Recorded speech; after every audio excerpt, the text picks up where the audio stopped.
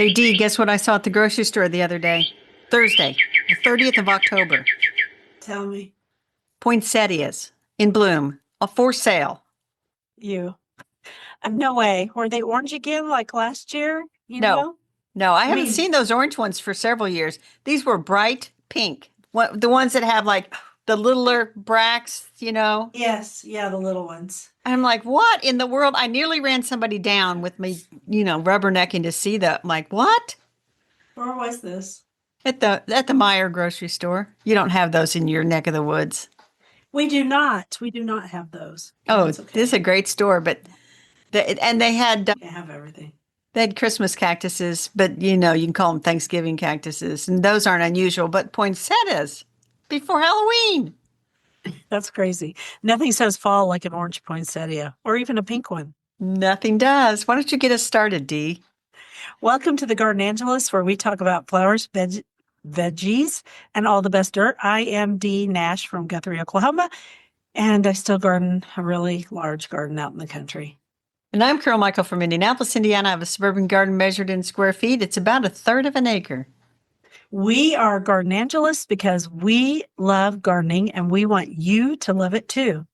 Yes, we do, and we aren't afraid to spill all of our gardening secrets, the good, the bad, and even the ugly, but that's enough of. Wait, we didn't put that in there anymore. Let's move on to this week's episode. Hello, Dee. Hey, Carol, didn't somebody say that we say that too fast? That we do the intro too fast now? No, no, we read the quotes too fast, so we're going to try to slow those So we're going down. to slow those down, but we don't have to slow down the intro because, No. man, we sped through it that time. All right, tell me about your garden. You have a lot more updates than I do. Well, I went out yesterday. I collected seeds for the Signet marigolds, even though I'd collected a bunch of seeds, and then I'd collected some and gave them away when I did a talk for the Houses Society. I went out there and I got some from the yellow, and I don't know if they'll turn out yellow. And I labeled those yellow, and then I collected some more. And when I was out there, these ladies drove by, and it's like, "Do you know whose dog this is?" And they had a dog in the back seat. I'd never seen it before, so I'm like, "Not mine." Move along. Anyway, I did mow and pick up leaves, and I have one of the 6 beds now covered in leaves, so that's good. I went out on Halloween Friday, and I planted the snowdrops, the winter aconites, the crocuses, reticulated irises. It sounds like I was really busy, but you know how small those bulbs are? They're very small. It doesn't take long to plant them, which I No, it love. doesn't. I'll be honest. I'm at a stage in my gardening career because I have so many bulbs in the ground that I really enjoy those little bulbs. Yes, the little bulbs are very You nice. think you're done, right? Yes, I had bought I guess, combo pack or whatever, and there were 100 of each type. And I saved back 5 snowdrops and 5 reticulated irises. I'm going to pot those up maybe this afternoon, stick them in the back of the fridge, and try to force those this winter. So Fun. I picked lettuce out of my garden, Dee. I pulled the last of the radishes. I think it's the last of the radishes. There might be one more row out there, but sowed some more microgreens, which you don't like. Tended to the geraniums out in the garage, which are doing fine. I do think I'm going to cut back on the amount of light I'm giving them. It's like they don't need a summer's length of light. I can cut that back a little bit, I think. Right. Yeah. So anyway, that's my gardening week, Dee. I don't dislike microgreens. I just don't You just love haven't them. found the right ones. They're just okay. I actually like the pea ones. The ones that are peas, I think they're pretty good. They're really good for you. Yes. Okay, and huh? I said What? yes. How about in my garden? Would you like to hear? I would like to hear, and I know what you were doing on Friday. Now, this is Sunday we're recording because you Right. texted me Friday and said you had conflicts, and I thought, is good weather a good conflict? I think it is. Yeah, it's a good conflict. It was beautiful on Friday, a lot prettier than it is today. The sun's shining today on Sunday, but it's pretty cold. It was like the perfect day out there. And so we went out and worked really hard on Friday, clearing out all of my cut flower beds Nice. and got all that done. And then we mulched it all. And the mulch is all, I use the arborist chips. Right. And we're at the end of the season and they're just like the best mulch. Oh, yes. Oh, yeah. Because and so people will ask, why do you mulch in the fall? Well, I do that in some places because then the earthworms drag the stuff down into the soil and make it better. Plus, No. it does help prevent what I call the winter weeds like chickweed and henbit, those things that like to germinate in late fall I, and winter I over. pulled a bunch of that out of my paths. I Oh, sat yeah. down in the middle of the paths and just worked on it. It was awesome in the sun. And by the way, so that people know, I'm a lot better than I was. Like all of a Yes. sudden in the last 2 months, that Zolair has kicked in and I'm myself again. And I can go out in the sun, which before caused me to flare. So, That is yay. good. And then let's see, what else did I do? I took some more plants into the greenhouse. One of my great big plants in a very expensive pot. We had a big windstorm and it knocked it down and it broke into a million pieces. So, Oh, no. yeah, and it's big. So I'm gonna have to find a great big pot for it. It's my great big jasmine that is on this tutorial. Right. It's beautiful. And I love it and it smells good just when you need something to smell good about February, March, April. So my son helped me by taking the side that wasn't broken and we got it into the greenhouse and I'll have to find a pot later. And then So, let's my see. suggestion for a great big Yeah. pot, and you being an old lady like me, I'm not an old lady. Neither are you. But go ahead. I would get a great big, one of those great big plastic pots, or like at Sam's Club and Costco, they often have those really lightweight, but they're huge. I'd get one of those because some of them are pretty Yeah. nice looking. And, because if you get like the great big terracotta or you get the great big, That's what this was, only it was an Italian pot. It was really yeah, those are too big for us old ladies. So you go and get one of those lightweight ones. They've got some that look beautiful. Mine on my back patio are those lightweight ones. They've lasted for, I don't know, 10 years out there. I mean, I'm not against those pots. They're fine. It's just this one was blue and white and had swirls. It was really pretty. No, I'm Anyway, that's sorry. the way it goes. And so let's see, we did that, took in some more the big pots, and he was so nice to come do that. And then I'm just going to brag on him some more. He and his dad yesterday worked on that last section of our property that the burned trees are on, Right? and they cleared a bunch more of them out, and he sawed up log after log after log. And so we're going to use that for firewood, and it also looks better. So that's what I did, and I think that's pretty much it. You know what? You did a nice job, Dee. I'm going to congratulate you on getting out there and getting her done. I did. I keep doing it. Next will be to clean up the kitchen border so that I can put my bulbs in, but they're not here yet, so we're good. All right, let's play favorites. What's yours? So mine is going to be, I wanted it to be autumn crocuses again because I must brag on those out in the back. They are beautiful. They have really multiplied. I am Yeah. going to order some I put a note on my calendar for June 1st, 2026 to order a bunch to plant in the front. It'll drive the neighbors crazy to see those things out there, which will make me happy. But anyway, since I've done autumn crocuses before, Things must really be dull in Indiana. what? Lettuce from the garden in the fall. That's my favorite. Yeah, mine didn't make it. It was too hot. It did not make it. So good for you. I'm happy. So mine is my nice, clean, cut flower raised beds. And I did a video on them. They're all mulched and they're ready for their winter nap. Very nice. And I saw you have an Instagram reel where you talked about the greenhouse and where you got it and all that kind of stuff. So I saw that today. I did 2 this week or 3. And I posted 2. I'm trying not to post every day. I don't feel like Instagram rewards you much for that. Instagram hates me. I mean, I put up I a hate reel because it Instagram. says do reels. I did a little reel about my Did you? children's books. And I swear, because I didn't give it money, I didn't put any money in the kitty.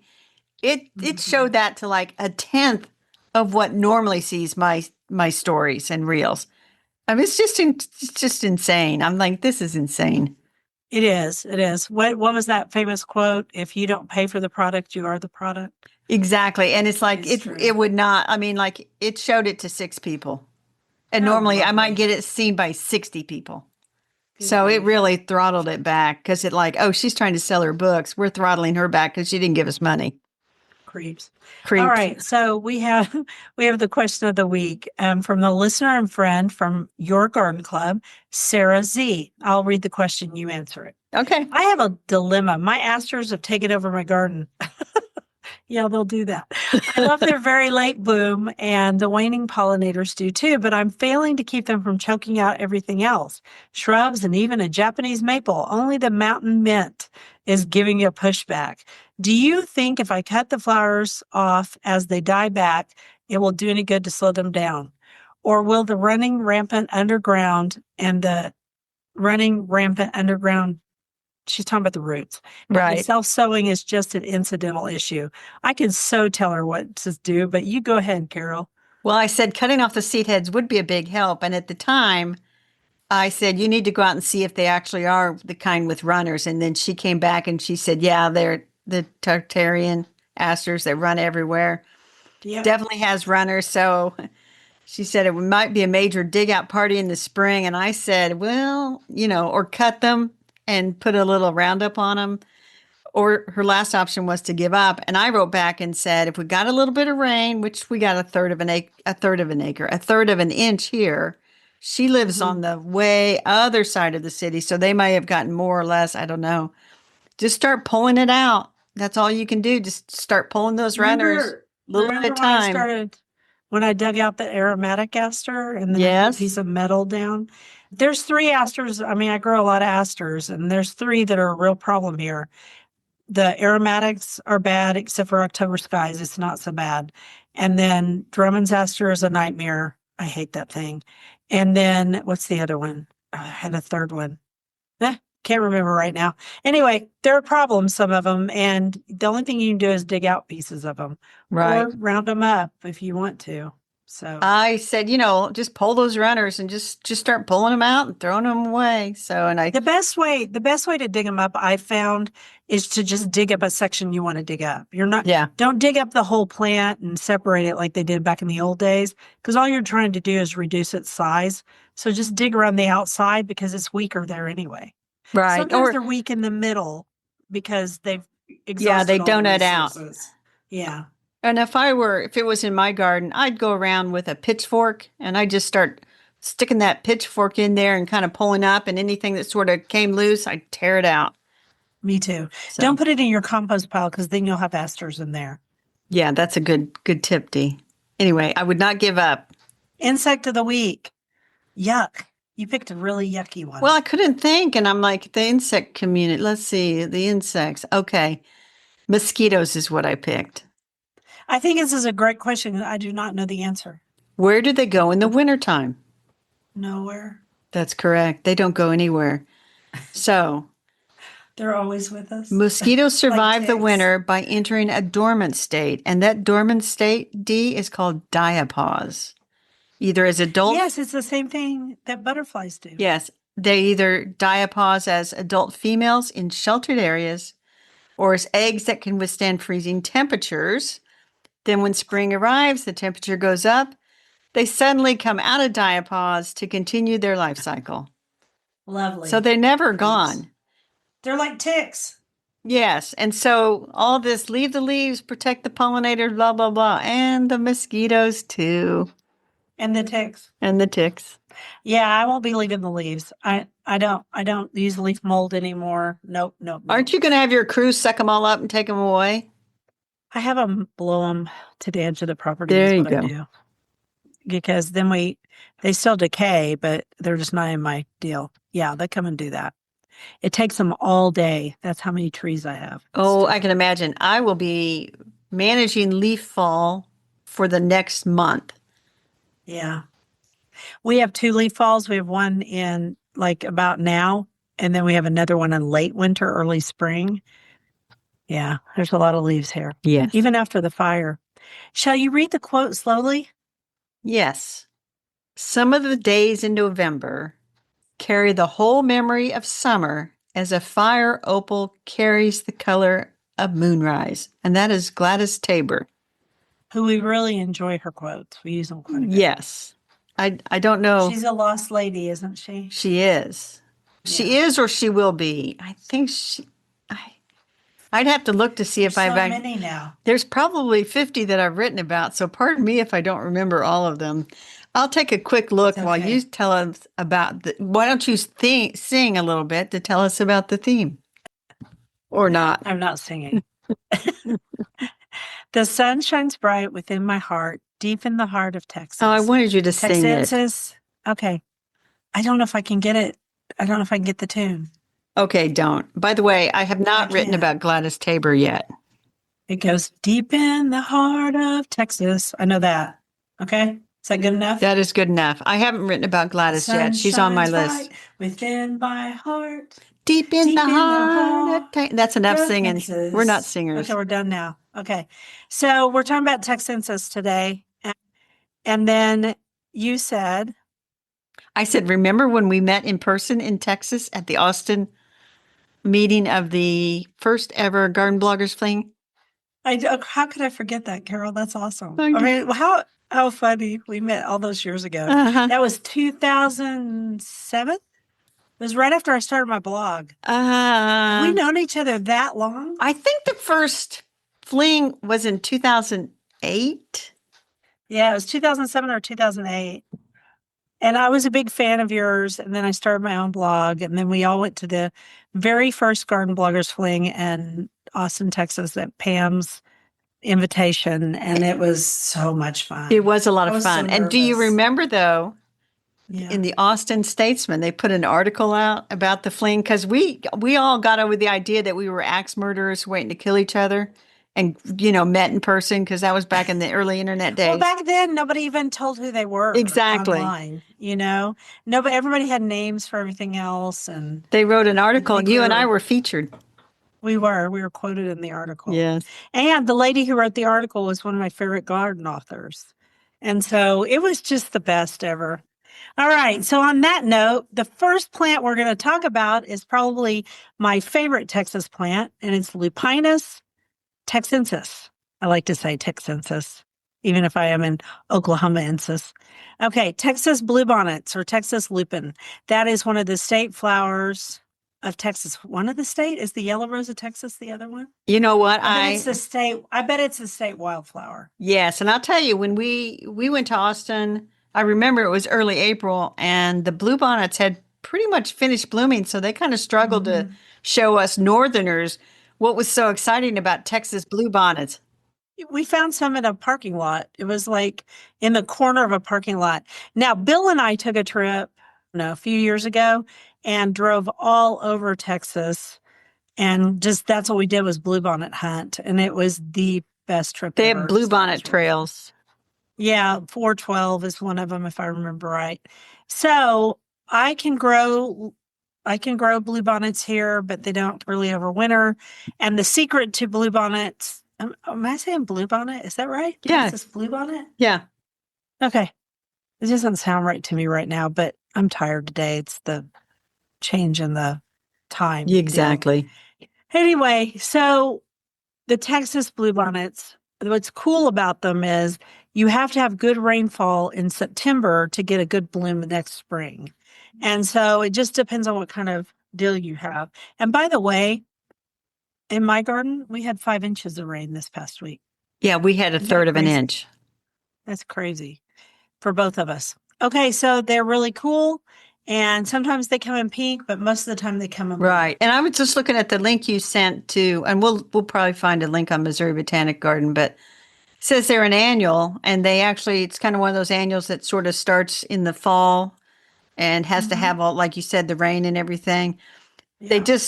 They're just not going to be a thing in Indiana. They're just not. They wouldn't make it. But they are one of the few lupins, or the only lupin that can handle alkaline soil, because usually they want acidic soil. So the next thing is Carex Texensis, which is Texas sedge. It's very common in central Texas. Sedges have edges. That's how you know they aren't grasses. And you don't trim back sedges. You comb them. I learned that the hard way. Because you cut them back? I did, and they died. It was very sad. And so we got some information about that from Lady Bird Johnson Wildflower Center, which is a great place to learn about all plants of Texas and a lot of Oklahoma. So that's kind of cool. It is. And they use this a lot as a turf substitute, it says, for dry and moist shade. Again, this is not one that Carol is going to grow. That's the theme today. Let's talk about plants that Carol's not going to grow. Wait a minute. Yeah. It says it does grow in Indiana. There you go. Well, I Who knew? declare. Or it might be Southern Indiana. Yeah, where they Yeehaw, yeehaw, and all that, huh?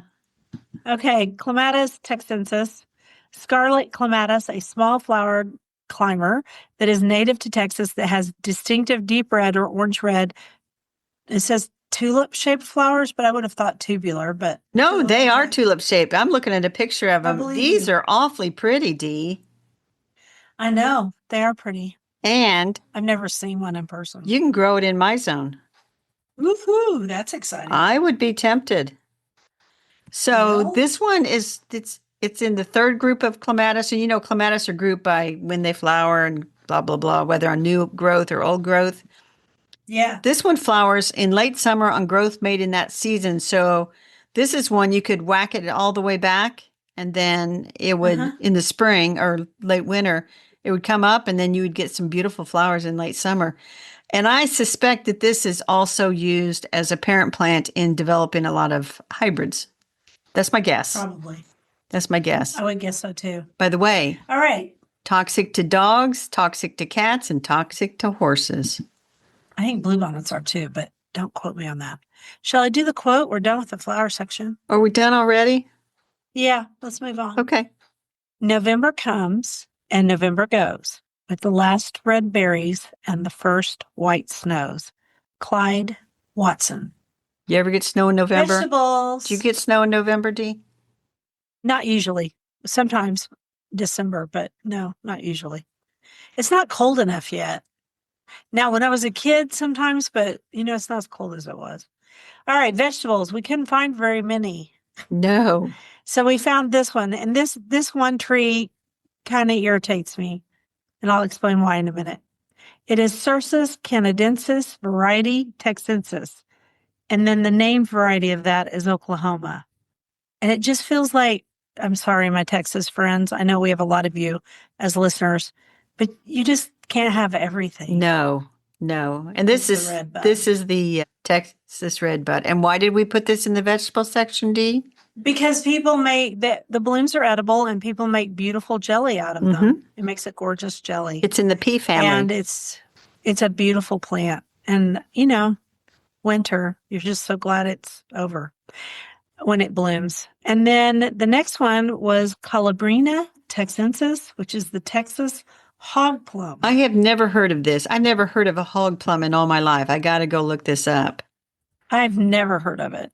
I wonder if it's a relationship with the Mexican plum, but I didn't do any research on it. So I will tell you about it, Dee. So it's in the buckthorn family. Buckhorn. no, then it's not. Rhamnaceae. Buckthorns. Small, thicket-forming shrub with a rounded crown and a snakeskin-like pattern on the bark. Interesting. I do not see a need to plant this No, hog I think plum. it just grows wild in Texas, and stuff that grows wild in Texas is tough. Yeah, it would get about 6 feet tall, it says. And let me see. I don't think I could grow it here. I'm trying to find the hardiness zone. Oh, they don't, they just don't put the hardiness zones out here. I don't think they care. No, not at the Ladybird Wildflower Center that we have been to twice. Because, they're in Texas, so they're just worried about theirs. So the last thing that we talked about, I think, in this topic is the Texas red oak, and it is Quercus texana, which is kind of fits into the Texensis. Well, and acorns are edible. Acorns are edible because our friend actually makes food from acorns. So, it's a big, huge red oak. Yes. And it's native to Texas and Missouri. Yes. So there's another one. And so it could have the common name of Missouri red oak. No, because nobody was up there looking for stuff, I guess. It feels like there were a lot of plant hunters in Texas, and whoever gets there first got to name it.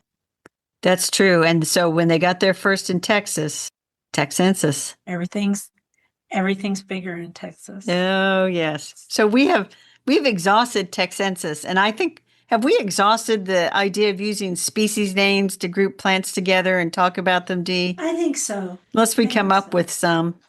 Unless we think of another one that we think is especially good. I thought of one, but then I only found one plant. Really? What was it? Cardinalis, named after the cardinal. Oh, cool. And Yeah, I don't. there was only one. It's a wildflower. It's the, oh gosh, I have to look it up now. So it's red, I assume, right? Yeah. I'll have it here for you in a minute. Okay. It is, oh, there's two because I just looked it up. We could do it next week. No. There's one that's got the species name of Cardinalis and one that's got the genus Okay. name of Cardinalis. I was thinking of the one that Okay. had the genus name. We'll just slip it in here because there's only one. And it will bring Okay. up a plant that I can actually grow. Cool. And that is and it's hard to, when you look this up, it wants to show you all these things. It's the lobelia, the cardinal lobelia. Oh, I grow that Yeah, too. I could grow it. I don't I have wondered it. if I it don't have a was. lot of red in my It's garden. Lobelia cardinalis, Yes. right? Yeah, because it's red. Yes, like a cardinal. It's very pretty. It grows well here with water in the shade. Yes, I would think so. And It does really well here. I don't have And it. it's really pretty. It is pretty if you like red flowers. And I don't mean that I don't like red flowers. They just don't fit into my themes. So, Yeah, I don't have themes. I just have a big old messy garden. All right. Ready? Do the quote. the rest of my room is bookshelves. I hoard books. They are people who do not leave. And that is Anne Sexton. Although I've made a bunch of books leave and took them to Half Price Books and said, you guys got to Yeah, go. they have to leave. I need more shelf room. We get so many books. Okay, this is this week's book. It is The Vibrant Harvest, Cultivating a Kaleidoscope of Colors in Your Vegetable Garden with Heirlooms, Modern Hybrids, and More by Sandra Mao of Sandra Urban Garden. And it comes out on December 2nd. Yes, and this is from our friends at Corto Press, and we want to thank them for the review copies. This is a very colorful and delightful book, Dee. It's very pretty. And if you ever wanted to grow beautiful vegetables that have lots of color, this is your book, which I do that because I like color. Yes. I grow a lot of colorful And stuff. it's for amateurs, beginners, professional gardeners can all find some useful information. She's got, if a vegetable has a color other than green, let's say, she is telling you about it. Yeah, and it starts out with root vegetables. Yes. And so she has them by sections. And there's flowers in here too. There's root vegetables, stem vegetables, and then I saw flowers, just says leaf vegetables, which is great because you get the purple kale in there, the lettuces that are red, the radicchio, Malabar spinach. Right. And then there are herbs. And they talk about eating a colorful plate of food to get more nutrients. Yeah. Oh, that's beautiful. Dee is showing a picture of the various colors of cauliflower. And is that mostly cauliflower and broccoli? Yeah, I'd say it's all cauliflower. Oh, nice. Except for the bottom one. But Yeah, it's beautiful. she wrote, rainbow vegetables are a nutrient-dense food that offer a range of health benefits when incorporated into a balanced diet. And right in the beginning of that, look, it's your purple sprouting broccoli. Yeah. We grew that. Well, it says they are particularly rich in vitamins A, C, and E, as well as iron, calcium, potassium, and fiber. Purple kale, rainbow Swiss chard, and carrots are excellent sources of vitamin A. Rainbow and other varieties of tomato are especially rich in vitamin C. And so it is true. You want colorful vegetables. I do like it. Yeah, they're better for you. It's a beautiful book. So great plants. Yeah, good pictures, good information. I had one tiny little thing I was reading through. She talks about how you put in your raised bed layering, and she would put a layer of cardboard in, and we would not put a layer of cardboard in. I think that is maybe new information that hasn't reached everybody yet, but yeah, we did that on the time before the last episode, right? Right. Wasn't it 2 episodes ago where we talked about why cardboard is a problem now? It's because it's got all this stuff in it. Yes. So, all cardboard, like we said. And I talked about that at the Hospice Society. Uh-huh. And one member said, a lot of that cardboard is coming to us from China. And we have no idea how they made it in China. And with all the recycling and stuff, we don't want to go down that rabbit hole again. But anyway, This is a very good book, and we are pleased to get review copies and present it to Yeah, our it's a good one. listeners. Vibrant Harvest, Cultivating a Kaleidoscope of Colors in Your Vegetable Garden with Heirlooms, Modern Hybrids, and More by Sandra Mao. And we will link to that, and we will also link to her on Instagram, which is where I think she got her start.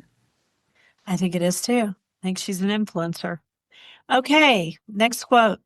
Fallen leaves lying on the grass in November sun bring more happiness than the daffodils. And that's by Cyril Connolly. And Carol says, I disagree. I do too. Nothing beats daffodils. And But you can't beat daffodils. I'm sorry. Okay, dirt, pollen banking. yes, and this came to us from one of my garden writing friends, and maybe you have met her too on Substack. In her article, she talked about how some seeds, especially I think for tropical plants, would not survive in those seed banks where they've got the temperature down at freezing. And so Right. instead of banking the seed, they are trying to save the pollen. And we're going to link to an article about how they do that and what they're doing with the pollen and how they're using it, especially with tropical plants, to try to save the gene bank or whatever of these plants. The genetic information. Yes. So That's very interesting. anyway, it's a pretty extensive article with lots of pretty pictures. And even it says like oak seeds don't tolerate drying required for long-term storage. And so that's another place. They've got a global oak pollen bank, Yeah, a separate one. a separate one. And so it's really, really interesting if you're into seed saving and, want to follow what they're doing to try to save all the plant genomes and things. You might look into pollen banking. There you go. And then you also brought up something about your favorite Crayola crayon covers. This is not my favorite. This just came across my Instagram, that Crayola crayons. You remember buying boxes of crayons when you were a kid? Oh my gosh, if you got a box of crayons, that was very special. If you got the 64 pack, you were something. Mm-hmm. Anyway, they did a worldwide survey to figure out the favorite colors, and they got 183 countries responded. I didn't even know there were 183 countries, Dee. Well, of course there are. I would have guessed 140 countries. But anyway, Oh, really? Okay. the colors are cerulean, robin's egg blue, and wisteria. I love robin egg blue. They're all Yes. pretty. They're all very pretty colors. Yes. And I so like them. watching 2026, they're going to have special crayon packs and coloring books that incorporate these new colors or these favorite cool. colors. And then if you go I didn't find this website. I just found it on Instagram. But I looked at their other website, and they have colors by country if you want to look to see like the favorite in the United States, the favorite in England, blah, blah, blah. It's just fun. It is fun. You know what else is fun? The next quote. How well Isaac knew the scents of autumn and the butterfly touch of falling leaves upon his face. Sad or happy as his mood might be, winter, spring, and summer did not accommodate themselves to one's mood as autumn did. They lacked its gentleness. And that is by Elizabeth Goudge in the book The Dean's Watch. Love Elizabeth Goudge. Yes. Her writing is beautiful. Falling leaves upon your face. Okay, and so our rabbit holes. All right, here's my rabbit hole. I'm going to try to explain this. All right, I play that game with a doctor, among other people, with a doctor in Bulgaria. I don't think he listens to our podcast. He does follow me on Instagram. And one day he came on and he said, I have something for you. And I said, what's that? And he goes, I remembered a story. And it's Gianna Roderi and the Flowers of Little Ida, which is by Hans Christian Andersen. And so I just thought that was really sweet. That's my rabbit hole, was you and I trying to go down and figure out, because he's Bulgarian. And so when he translated it, we couldn't figure out exactly the name of the author. We eventually found it, and it was quite the rabbit hole. Does that make sense? It does. The other part of the rabbit hole was Gianni Roderi, who he thought was the author. Actually is the author of other ones. Yes, he's a famous Italian children's book author. Mm-hmm.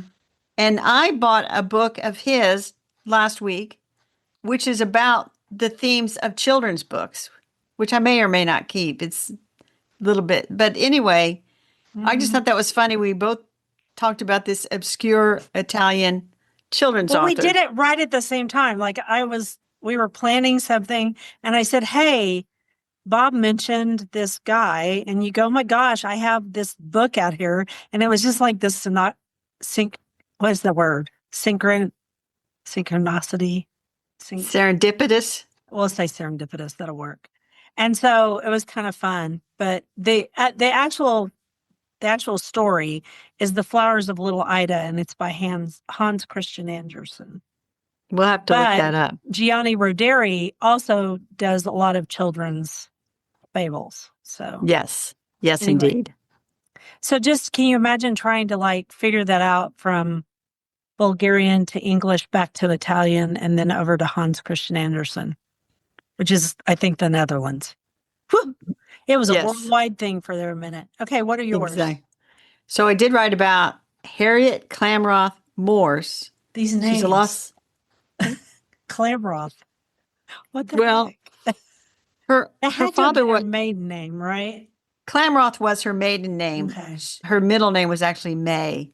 But when she got married, she changed it to as her middle name. Yes. Because women used to do that. So like if I had done that, it would have been D. Artemer Nash, and I would have dropped Anne, which is my actual middle name.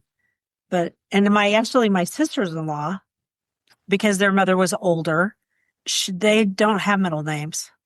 Because she said, you'll get married and you'll just take Nash as your middle name. Anyway, back to Dear Harriet here. So Dear Harriet, she wrote a book called Gardening in the Shade by H.K. Morse. So she didn't even put her actual name on there. That happened a lot too. Yeah. And it was very good. And like I told you last week, and maybe our listeners remember, her first book was about Elizabethan pageantry costumes. Yeah, and she's an American, which we were like. Yes. Her husband was a famous architect. Wow, these people, they're so educated, so smart. Yes. Well, she went to the New York School of Design and then went to the Carnegie School of Drama. Wow. And so she was really into costumes. And until she married Henry, that's what she spoke about to groups, was about old costumes and things like that. And then she got married and must have started a garden. And next thing you know, she's writing the book on shade gardening. It's so good, Dee, that Timber Press in 2009 republished it. That is cool. So anyway. She was a very smart lady. And then you've gone down some rabbit holes on learning how to use Substack even better. Yes, and so, which your friend has no interest in using Substack better, but I'm going to try. I just don't care. Well, this winter, if you get bored and you want to call me up and say, Carol, how to use it better, I might help you. I might not. You would totally help me. I would totally help you. Because you love me. I'm your friend. Okay, and then you did something else. My goodness, I just had one. I know, but I've been reading these unselected journals of Emma C. Lyon, which are fiction, but it's epistolary, which is my favorite kind of fiction. Letters. I'm on, Letters. Epistolary. Letters. These are her journal entries. I'm on volume 3. There are 8 volumes, Dee. I'm on volume 3. They're lighthearted. They're very amusing. They're very quirky. She lives in a very quirky area of London with all kinds of strange shenanigans going on. It's just... Love it. They sound delightful. They are delightful. And, you just I just read a couple of days each night and instead of looking at a screen. They're very nice. I got the actual physical books. Yeah, you're much better than I am. I made an avatar. I mean, that's all I did. I mean, I didn't do anything other than that. Oh, okay. I work in the garden. Okay, go ahead. Let's do our... Making avatars is fun, by the way. All right, garden commissions. What was the avatar for, the game?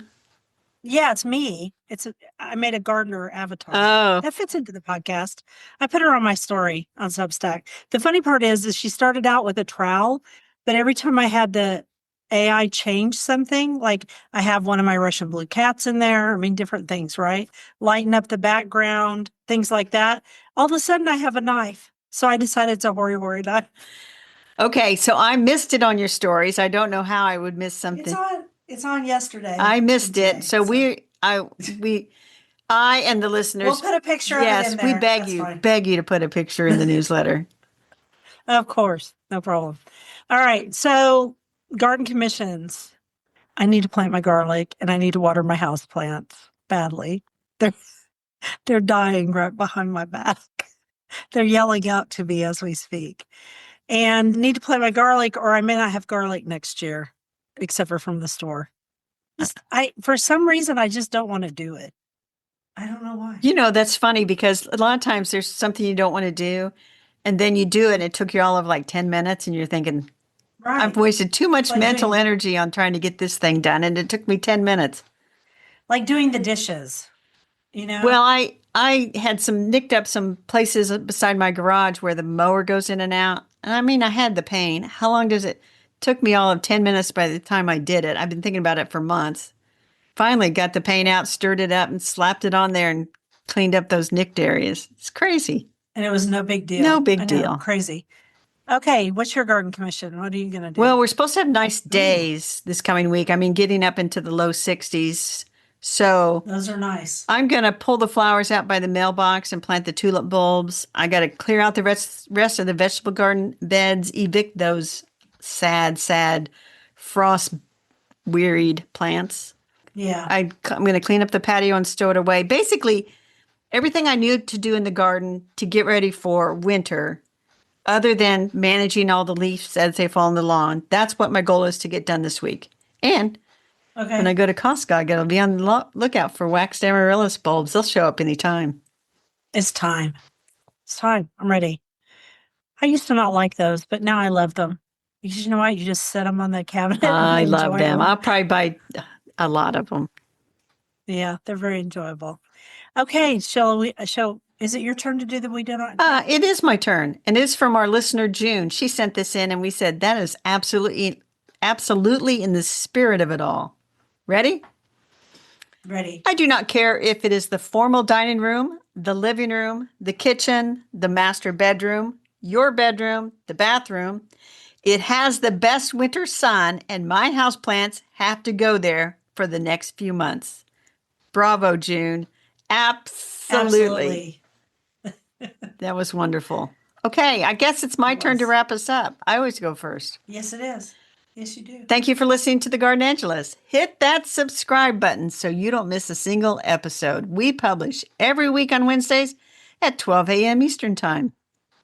If you subscribe to our Substack newsletter, you get a link to listen to the podcast a whole day early, and you get links to the products we discuss. Plus, go over to YouTube and see us in person.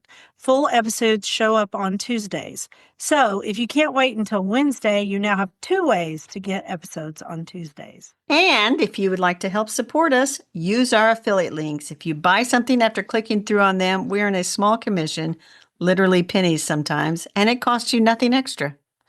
But those pennies add up. Or you can set up a monthly subscription through Buzzsprout, or you can make a one-time donation through PayPal. You also have the option of pledging your support on Substack. Thank you to everyone who has done so. It helps us pay for podcast hosting. It was lovely to chat with all of you over the Garden Gate. Bye until next week. Bye, everybody.